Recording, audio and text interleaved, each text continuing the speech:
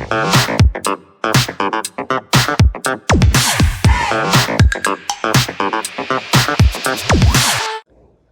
today. My name is Seamus McLennan, and I'll be taking you through my knowledge of figure skating. For a little background, I have competed for 7 years. I've been out of skating for about 2 years now. I competed on Team SAS, the Saskatchewan team. I've gone to Challenge twice, and I was invited to Canadians. I have been a part of the 4 disciplines of skating, and I've competed in all areas of figure skating. Throughout this video, I'm hoping to capture some of the history, some of the a couple all-stars from figure skating, and give a brief understanding of what figure skating actually looks like. The first person I want to talk to you about is someone called Jackson Haynes. He was a guy that was from the US, he was American, and he loved to do tricks and perform things on ice. It almost looked like ballet to people. And Haynes actually went to Europe to present this idea, and the audience somewhat made fun of him, but over time, the American government saw the value in this. Eventually, over time, the Haynes influence grew and grew until the point where the sport of figure skating came to be. So that was Jackson Haynes. The next person I want to focus on is someone called Kurt Browning. He is one of the most recognized figure skaters in the world. He's actually from Alberta. He's from Rocky Mountain House, Alberta. He's a 4-time Canadian figure skater, champion, 4 times worlds. He had competed for a number of years. Has won gold at the Olympics. Someone that is highly respected and someone that I always enjoyed watching. At least I've found to watch him over the years, and someone I actually was able to watch in Moose Jaw, and I actually shook his hand, so that was pretty cool. So very cool. The next 2 people I want to talk about is Tessa Virtue and Scott Moore. These are some of the most talented dance pair skaters in the world. Also Canadian, from London, Ontario. They have done so much. They've won gold a couple times at the Olympics in 2010 and in 2018. They are what dance looks like. They're some of the best skaters that ever was, and something to look towards if you ever wanted to do dance. All right, I want to zero in on the 4 areas of figure skating. I kind of touched on this a little bit, but there are actually 4 areas of figure skating. The first one is solo skating. This is what Kurt Browning did. It's where you perform by yourself. It's focused on jumps, spins, choreography, step sequences, and it's kind of the fundamental of most skaters, but it is a very challenging, very cool career as a figure skater. Option 2 is pairs. Pairs is similar in the sense that it has the jumps and you got the spins, but this one has the aspect of 2 people being on ice. So in solos, you either are a guy or a gal and you do it by yourself. Well, this one has the two of them together competing as one unit. Really, the biggest thing about the pairs is they like to have lifts that go above the man's head, so fully extend arms. Very challenging, very cool.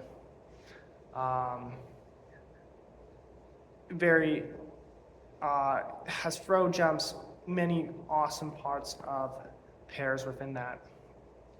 The third option is dance. This is what I actually competed in. It's similar in the sense that it has a second person on the ice, but it's focused more on the contemporary music and focused more on the choreography. And imagine if you had like ballroom dancing or tangos or blues or those types of things. It has all those incorporated in figure skating dance. That's kind of where it comes from, in the sense that it has that artistic design in it. And the other separation between pairs and dance is that the lifts aren't really as big, in the sense that they don't do overhead lifts.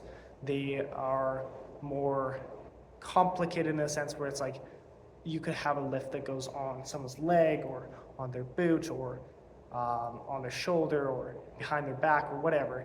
There's different lifts that aren't as, I would say, big in the same, I'm going to push a girl above my head kind of thing. The final skating option, and I like to think of this almost as the retirement option. This is synchro skating. You have a group of people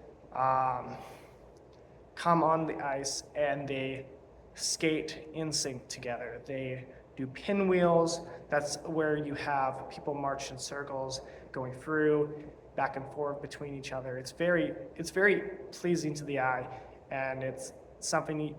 It's really cool for in a set of performers having a synchro team there as well. I know a lot of coaches often are on a synchro team, and it's pretty cool because they just hang out with their old skaters, and it's really cool for them. After that, I want to zero in on a couple different things in skating. I want to talk about jumps. Jumps were some of my favorite things in skating. So I originally was a solo skater, so I've done all the jumps up to, I can beat it all the way up to about 7 or 8 in solos. Stars 7 and 8, and this is more. Jumps are more. Well, let me get this down. There's actually 6 different jumps. The first one is the axle jump. This is a jump that operates on a forward edge, jumping forward, rotating 1.5 rotations, and landing on that back right foot. So you go from a left foot to a right foot. It's very powerful, very cool. Probably one of my favorite jumps. Next is a toe loop. The toe loop jump is often added onto combination jumps. They are a jump that operates going backwards on a step through. So it's like a left foot goes into the ground and your right foot powers through, and it's just a single rotation.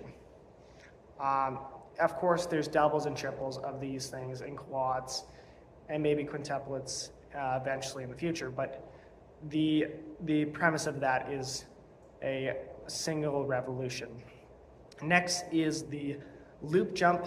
It operates on a right outside edge, going from backwards, and it takes off and rotates right on that right foot, a full rotation, and lands back on that right foot with the left leg extended out. Always extending your leg out and your chest up and your arms out in that T position that many skaters understand what I mean. Next will be the flip jump. Flips are actually, this is my legitimately favorite jump. It operates on a left foot and it's a right foot plant rotating a full revolution back onto that right foot. It's a very powerful jump. It gets a lot of height. If you are one of those skaters that are very strong, you would love the flip jump. The more technical jumps, if you're less about power, that would be a better choice for you.